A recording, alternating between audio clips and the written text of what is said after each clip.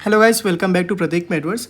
अगर आप नीट 2027 या 2028 की प्रिपरेशन कर रहे हो और इकोसिस्टम चैप्टर को सिर्फ 10 टू 15 मिनट्स में एनसीईआरटी से कंप्लीट करना चाहते हो तो ये वीडियो एंड तक ज़रूर देखना, बिकॉज इस वीडियो हम कवर करने वाले हैं complete NCERT, important diagrams, PIQ based concepts और एग्जाम्स में बार बार पूछे जाने वाले पॉइंट्स। सो बिना टाइम वेस्ट किए चलिए स्टार्ट करते हैं। सो फर्स्ट ऑफ ऑल देखते हैं इकोसिस्टम के डेफिनेशन को। एनसीईआरटी के according ecosystem is the function unit of nature. आपको ध्यान यहाँ पे ये रखना है कि यहाँ पे फंक्शन यूनिट बोला गया है, एग्जाम से यहाँ पे स्ट्रक्चर यूनिट और फंक्शन यूनिट पे घुमा सकता है। So ecosystem is the function unit of nature. यहाँ पे इंटरेक्शन होता है biotic components that is living organisms का इंटरेक्शन और abiotic components that is non living organisms का यहाँ पे इंटरेक्शन होता है। इकोसिस्टम ये जो टर्म था इसको दिया था एजी टेंसले। ये नीट 2016 का क्वेश्चन है। यूग्ने पियोडम ये फादर ऑफ इकोसिस्टम है। रामदेव मिश्रा ये father of ecology in India है। ये 24 या 25 नीट में क्वेश्चन पूछा गया था। एनसीईआरटी बाद में मेंशन करती है साइज ऑफ इकोसिस्टम वेरी करते हैं, जैसे माइक्रो इकोसिस्टम पॉन्ड आ जाते हैं, मैक्रो इकोसिस्टम रिवर और मेगा इकोसिस्टम में ओशन आते हैं। साथ ही साथ आपको ये भी याद रखना है कि ये जो ओशन है ये मोस्ट स्टेबल इकोसिस्टम है। बाद में एनसीईआरटी मेंशन करती है दैट जो इकोसिस्टम है वो नेचुरल भी हो सकते हैं और मैनमेड भी हो सकते हैं। अगर हम मैनमेड इकोसिस्टम की बात करते हैं सो मैनमेड इकोसिस्टम में गार्डन, एक्वेरियम या एग्रीकल्चर फील्ड्स भी आते हैं। नेचुरल इकोसिस्टम को एक पार्ट में स्टडी करना काफ़ी डिफिकल्ट था, इसलिए इसको दो पार्ट में क्लासीफाई किया गया है, एक्वेटिक इकोसिस्टम या टेरेस्ट्रियल इकोसिस्टम में। एक्वेटिक इकोसिस्टम में आते हैं ओशन, रिवर और एस्चुरीज। एक्चुअली एस्चुरीज ऐसी वाटर बॉडीज़ होती हैं जहाँ पे सी वाटर और फ्रेश वाटर का मिक्सचर होता है, या जिस पॉइंट पे मिक्स होते हैं उसको हम एस्चुरीज बोलते हैं। टेरेस्ट्रियल इकोसिस्टम के जो एग्जाम्पल हैं वो फॉरेस्ट और ग्रासलैंड हैं। फर्दर मूव करते हैं फंक्शनल फीचर ऑफ इकोसिस्टम की तरफ। तो जो प्रोडक्टिविटी, डिकम्पोजिशन, एनर्जी फ्लो और न्यूट्रिएंट साइक्लिंग, ये 4 फंक्शनल फीचर है इकोसिस्टम के। अगर हम स्ट्रक्चरल फीचर ऑफ इकोसिस्टम की बात करेंगे तो यहाँ पे स्ट्रेटिफिकेशन और स्पीशीज कंपोजिशन, ये 2 स्ट्रक्चरल फीचर हैं इकोसिस्टम के। स्ट्रेटिफिकेशन का ये जो क्वेश्चन था नीट 2015 में पूछा गया था। और रही बात स्पीशीज कंपोजिशन की तो ये एनसीईआरटी के समरी पॉइंट्स में लिखा हुआ है इकोसिस्टम चैप्टर में। सो आपको ध्यान रखना है फंक्शनल फीचर ऑफ इकोसिस्टम है productivity, decomposition, energy flow, nutrient cycling, और स्ट्रक्चरल फीचर ऑफ इकोसिस्टम है स्ट्रेटिफिकेशन और स्पीशीज कंपोजिशन। ये 2 स्ट्रक्चरल फीचर है इकोसिस्टम के। बाद में एनसीईआरटी मेंशन करती है प्राइमरी प्रोडक्शन और प्रोडक्टिविटी के बारे में। सो एक्चुअली प्राइमरी प्रोडक्शन होता है अमाउंट ऑफ बायोमास या तो organic matter produce per unit area over A time period by the plants during photosynthesis, और इसको रिप्रेजेंट किया जाता है ग्राम पर मीटर स्क्वायर या किलो कैलोरी पर मीटर स्क्वायर से। वहीं पर अगर हम प्रोडक्टिविटी की देखेंगे तो जो प्रोडक्टिविटी होता है वो रेट ऑफ बायोमास प्रोडक्शन, मतलब किस रेट से बायोमास का प्रोडक्शन हो रहा है उसको हम प्रोडक्टिविटी बोलते हैं, और इसको रिप्रेजेंट किया जाता है ग्राम पर मीटर स्क्वायर पर ईयर और किलो कैलोरी पर मीटर स्क्वायर पर ईयर। सो आप इन दोनों का जो यूनिट है उसको आप ध्यान रखना।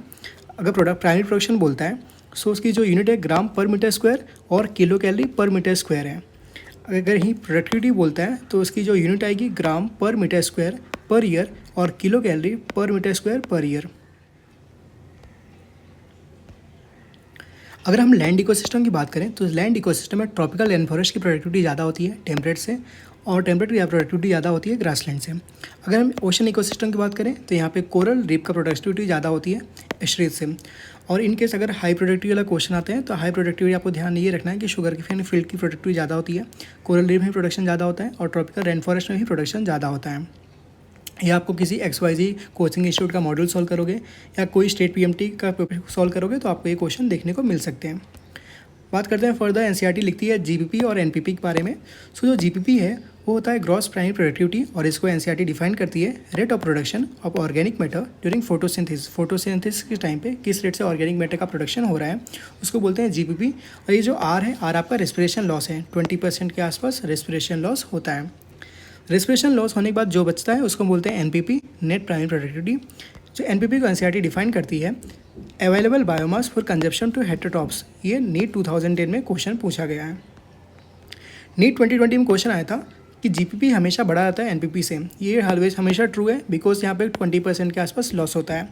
और साथ ही साथ ये भी देख सकते हो कि एनपीपी जीपीपी कहीं बराबर नहीं हो सकते बिकॉज यहाँ पे कुछ 20% के आसपास लॉस होता है, जैसे कि मैंने आपको पहले बताया। बाद में एनसीईआरटी मेंशन करती है कि जो प्राइमरी प्रोडक्टिविटी है वो डिपेंड करती है 3 चीज़ों पे। जैसे जो plant species inhibiting a particular area, suppose कोई एक एरिया है, ठीक है, इसमें कितने प्लांट्स है, कौन से प्लांट्स है, इस पर डिपेंड करता है। सेकेंड थिंग डिपेंड करता है न्यूट्रिएंट अवेलेबिलिटी पे। थर्ड थिंग डिपेंड करता है फोटोसिंथेटिक कैपेसिटी ऑफ प्लांट्स पे। Annual net primary productivity NPP of world biosphere is 170 billion ton dry weight. यहाँ पे आपको ध्यान ये रखना है कि ये ड्राई वेट बोला है, 170 बिलियन टन है और होल बायोस्फीयर का है ये। ओशन ऑक्यूपाई करते हैं 70% और अर्थ सरफेस एरिया और इसका जो प्रोडक्शन है सिर्फ 55 बिलियन टन है। जो लैंड है वो ऑक्यूपाई करते हैं 30% ऑफ अर्थ सरफेस एरिया और इसका जो प्रोडक्शन है 115 बिलियन टन इसकी प्रोडक्टिविटी है। ये काफ़ी इंपॉर्टेंट है और ये कई बार एग्जाम से पूछे गए, सो आपको इस पॉइंट को जरूर नोट कर सकते हो। बात करते हैं डिकम्पोजिशन की। सो डिकम्पोजिशन एक काफ़ी इंपॉर्टेंट टॉपिक है बिकॉज इस टॉपिक से बहुत सारे क्वेश्चन पूछे गए और हर साल क्वेश्चन पूछे जा रहे हैं। सो आप मैं यही रिकमेंड करूँगा कि आप इस टॉपिक को बहुत ध्यान से देखिएगा। एनसीईआरटी यहाँ पे लिखती है decomposition large in oxygen requiring process, मतलब एरोबिक प्रोसेस है। डिकम्पोजिशन के रेट फास्ट तब रहेंगे जब नाइट्रोजन रिच रहेगा या वाटर सोल्यूबल रहेगा। बाद में एनसीईआरटी मेंशन करती है warm and moist environment favours decomposition, decomposition को रेट को बढ़ाती है। डिकम्पोजिशन के रेट स्लो तब रहेंगे जब ये लिग्निन या काइटिन रिच रहेगा या वाटर इंसोल्यूबल रहेगा। लो टेम्परेचर और एनरोबिक कंडीशन से भी डिकम्पोजिशन के रेट स्लो हो जाएंगे। Temperature and soil moisture are the most important climatic factors that regulate decomposition. ये एनसीईआरटी की लाइन है, आपको एज इट इज़ याद रखनी है। डिकम्पोजिशन की बात करके हमें 5 प्रोसेस होते हैं, fragmentation, leaching, catabolism, humification, mineralisation. Starting के जो 3 फैक्टर्स है फ्रेगमेंटेशन, लीचिंग, कैटाबॉलिज्म, ये डेटा स्ट्रेस पे काम करते हैं और इनका कोई सीक्वेंस नहीं है। एनसीईआरटी यहाँ पे लिखती है these operate simultaneously on detritus. बात करते हैं ह्यूमिफिकेशन, मिनरलाइजेशन की, तो ये सॉइल में होते हैं। बात करते हैं फ्रेगमेंटेशन की। सो फ्रेगमेंटेशन में क्या होता है कि अर्थवॉर्म डेट्राइटस को छोटे छोटे टुकड़ों में तोड़ देता है, इसलिए इसको फ्रेगमेंटेशन बोलते हैं और अर्थवॉर्म को फार्मर्स फ्रेंड भी बोलते हैं। लीचिंग में क्या होता है कि water soluble inorganic nutrients go deep into the soil origin and gets precipitated as unavailable salts. Catabolism में बैक्टीरियल और फंगल एंजाइम डिग्रेड करती हैं डेट्राइटस को सिंपल इनऑर्गेनिक सॉल्ट्स में तोड़ देती हैं। बात करते हैं ह्यूमिफिकेशन की। सो जो ह्यूमस होता है वो हाईली रेजिस्टेंट होता है माइक्रोबियल एक्शन के लिए और ये रिजर्वायर है न्यूट्रिएंट्स का बिकॉज ये कॉलोइडल नेचर का होता है। यहाँ पे एसर्शन और रीजन बन सकता है, सो आप इस टॉपिक को बहुत ध्यान से देखिएगा। आगे बढ़ते हैं मिनरलाइजेशन की तरफ। सो मिनरलाइजेशन क्या होता है, यहाँ पे इनऑर्गेनिक न्यूट्रिएंट्स का रिलीज होना होता है, इसको मिनरलाइजेशन बोलते हैं। बात करते हैं एनर्जी फ्लो की। सो सन को एक सेलेस्टियल सोर्स ऑफ एनर्जी बोला गया है, मतलब सन एक मेन सोर्स ऑफ एनर्जी है except for the deep sea को छोड़ के। सन से जो लाइट निकलती है उसको हम बोलते हैं इंसिडेंट सोलर रेडिएशन। और एनसीईआरटी की लाइन आती है of the incident solar radiation less than 50% is available as a PAR. PAR मतलब फोटोसिंथेटिकली एक्टिव रेडिएशन। ये नीट 2011 में क्वेश्चन पूछा गया था। उसके बाद एनसीईआरटी लिखती है प्लांट्स कैप्चर करते हैं ओनली 2 to 10% ऑफ पार। ये काफ़ी इंपॉर्टेंट है बिकॉज ये क्वेश्चन पूछा गया है। बाद में एनसीईआरटी इकोसिस्टम और थर्मोडायनामिक्स को लिंक करती है। आपको यहाँ पर सिर्फ ये ध्यान रखना है कि इकोसिस्टम फॉलो करता है फर्स्ट और second law of thermodynamics. NCERT second law के लिए लिखती है they need a constant supply of energy to counteract universal tendency towards increasing disorderliness. उसके बाद यहाँ पे ध्यान ये रखना है, यहाँ पे ऑल एनिमल्स पे लिखा गया है। ऑल एनिमल्स डिपेंड करते हैं प्लांट्स पे डायरेक्टली या इनडायरेक्टली फॉर फूड के लिए। अगर हम एनसीईआरटी के अकॉर्डिंग प्राइमरी प्रोड्यूसर को देखते हैं एक्वेटिक इकोसिस्टम में, सो इंक्लूड करता है phytoplankton, algae and higher plants. इस पॉइंट को मैंने इसलिए लिया बिकॉज आपको अगर ये लाइन नहीं पढ़ी है तो यहाँ पे एग्जामिनेशन में कन्फ्यूजन हो सकता है, यहाँ पे लोअर प्लांट्स है या हायर प्लांट्स है, इसलिए मैंने यहाँ पे ये पॉइंट्स लिया है। हर्बीवोर की बात करेंगे तो हर जो एक्वेटिक में है वो मोलस्क होते हैं, जो टेरेस्ट्रियल में है ये इंसेक्ट्स, बर्ड्स एंड मैमल्स होते हैं। अगर हम फूड चेन की बात करें सो फूड चेन में ट्रॉफिक लेवल लिंक्ड होते हैं। अगर हम फूड वेब की बात करें तो यहाँ पर different type of food chain link होते हैं। बात करते हैं ग्रेजिंग फूड चेन की। सो जो ग्रेजिंग फूड चेन है ये मेजर कंडीट मतलब सोर्स होता है एनर्जी फ्लो का एक्वेटिक इकोसिस्टम में। ये प्रोड्यूसर से स्टार्ट होते हैं। Grazing food chain aquatic ecosystem, forest ecosystem और ग्रासलैंड इकोसिस्टम में देखने को मिल सकते हैं। अभी एनसीईआरटी की लाइन है that grazing food chain can be connected DFC. उसके बाद एनसीईआरटी रीजन लिखती है because some of the organisms of DFC are prey to GFC. So यहाँ पे एक अच्छा खासा एसर्शन रीजन बन सकता है, तो आप इसको बहुत अच्छे से याद रखो। GFC can be connected to DFC because some of the organisms of DFC are prey to GFC. अगर हम डेट्राइटस फूड चेन की बात करें यानी डीएफसी की बात करें, तो डीएफसी एक मेजर कंडीट है एनर्जी फ्लो का टेरेस्ट्रियल इकोसिस्टम में। अगर इसका रीजन पूछता है तो इसका जो रीजन जाता है वो है because more organic matter is produce due to more decomposition. ये एनसीईआरटी में दिया नहीं है, बट अगर इसका रीजन आता है तो एसर्शन रीजन में यही इसका करेक्ट रीजन जाएगा। और ध्यान ये रखना कि आपको ये स्टार्ट करता है डेट्राइटस से, इसका नाम डेट्राइटस फूड चेन भी बोला गया है एनसीईआरटी। उसके बाद एनसीईआरटी स्टैंडिंग क्रॉप का डेफिनेशन देती है जिसका क्वेश्चन नीट 2011 और 2015 में पूछा गया। So standing crop is certain mass of living material present at a particular time इसको मेजर कर सकते हैं in terms of biomass. Biomass में भी फ्रेश वेट या ड्राई वेट दोनों टर्म में मेजर कर सकते हैं, लेकिन हमें पता है कि ड्राई वेट ज़्यादा एक्यूरेट रहता है फ्रेश वेट से। और इसको मेजर कर सकते हैं number in a unit area के टर्म्स में ही मेजर कर सकते हैं। जो स्टैंडिंग स्टेट है, ये अमाउंट ऑफ इनऑर्गेनिक न्यूट्रिएंट्स या minerals example carbon, nitrogen, phosphorus, ये सब प्रेजेंट रहते हैं, उसको स्टैंडिंग स्टेट बोलते हैं। सो आपको इसमें कंफ्यूज नहीं होना है स्टैंडिंग क्रॉप में और स्टैंडिंग स्टेट में। स्टैंडिंग स्टेट में इनऑर्गेनिक न्यूट्रिएंट्स होते हैं जैसे कार्बन, नाइट्रोजन, फॉस्फोरस, और क्रॉप में आपके लिविंग मटेरियल प्रेजेंट होते हैं। बात करते हैं लिंडमैन्स लॉ की। सो लिंडमैन्स लॉ के अकॉर्डिंग ओनली 10% की एनर्जी ट्रांसफर होती है नेक्स्ट ट्रॉफिक लेवल पे। इकोलॉजिकल पिरामिड की, सो जो इकोलॉजिकल पिरामिड था उसको चार्ल्स हिल्टन ने दिया था। ये कई बार प्रीवियस क्वेश्चन में पूछा गया है, सो आपको ये पॉइंट्स को याद रखना है। एंड एनसीईआरटी लिखती है we get a similar shape whether we express food और energy relation between organism at different trophic level. इस पॉइंट्स को मैंने इसलिए लिया बिकॉज मुझे लगा ये क्वेश्चन आप गलत कर सकते हो, इसलिए इस पॉइंट को मैंने यहाँ पे कंसिडर किया है।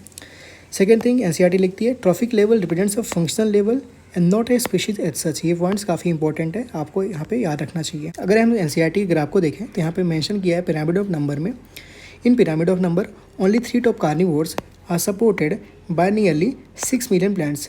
ये डेटा इंपॉर्टेंट है, एग्जाम से पूछ सकते हैं, इसलिए आप इसको याद रख सकते हो। थर्ड ग्राफ देखते हैं inverted pyramid of biomass. Because small standing crops of phytoplankton supports a large standing crop of जूप्लैंक्टन। यहाँ पे असर्शन और रीजन भी बन सकता है, और यहाँ पे डायरेक्टली क्वेश्चन ग्राफ पे दे सकते हैं, ये जैसे 2019 में क्वेश्चन आया हुआ था। सो पिरामिड ऑफ एनर्जी हमेशा अपराइट रहता है बिकॉज यहाँ पे एनर्जी फ्लो एक यूनिडायरेक्शनल रहती है। और एनसीईआरटी यहाँ पे लिखती है primary producer converts only 1% of the energy in the sunlight available them into NPP. मतलब इन शॉर्ट ये है कि जो भी एनर्जी सनलाइट के पास अवेलेबल रहेगी उसका सिर्फ 1% जाएगा प्राइमरी प्रोड्यूसर के पास में। जो प्राइमरी प्रोड्यूसर रहेगा वहाँ से सिर्फ 10% का एनर्जी ट्रांसफर होएगा लिंडमैन्स लॉ के अकॉर्डिंग। इस ग्राफ में और इस लाइन में यही मेंशन किया हुआ था। अगर हम लिमिटेशन ऑफ इकोलॉजिकल पिरामिड की बात करें तो 4 लिमिटेशन एनसीईआरटी ने मेंशन की है। पहला लिमिटेशन ये है, it does not consider same species belonging to 2 और मोर ट्रॉफिक लेवल। इसको हम ऐसे समझ सकते हैं, सपोज कोई बर्ड है, वो फ्रूट्स भी खा रही है और इंसेक्ट्स भी खा रही है, सो इसको उन्होंने कंसिडर नहीं किया था। Second, it assumes a simple food chain that never exist in nature. Third, it does not accommodate a food web. And fourth, saprophytes और decomposers are not given any place. Mostly जो pyramids होते हैं वो upright होते हैं, लेकिन कुछ cases में पिरामिड को इन्वर्टेड भी देखा गया है, जैसे pyramid of biomass in aquatic या पोन्ड इकोसिस्टम में, जो कि नीट 2019 का क्वेश्चन है। अगर हम पिरामिड और नंबर की बात करें सो पिरामिड और नंबर ट्री इकोसिस्टम में इन्वर्टेड होता है, ना कि ग्रासलैंड, ना कि फॉरेस्ट। बस इतने कॉन्सेप्ट से इकोसिस्टम चैप्टर कंप्लीट हो जाता है। अगर आपने ये वीडियो एंड तक देखी है तो प्लीज़ कमेंट्स में इकोसिस्टम डन जरूर लिखना, और ये वीडियो पसंद आई हो तो लाइक करो और अपने नीट एस्पायरेंट्स फ्रेंड के साथ शेयर करो, और प्रतीक मेडवर्स यूट्यूब चैनल को सब्सक्राइब कर सकते हो। अगली वीडियो में मिलते हैं एक और एनसीईआरटी वन शॉट के साथ। Thank you.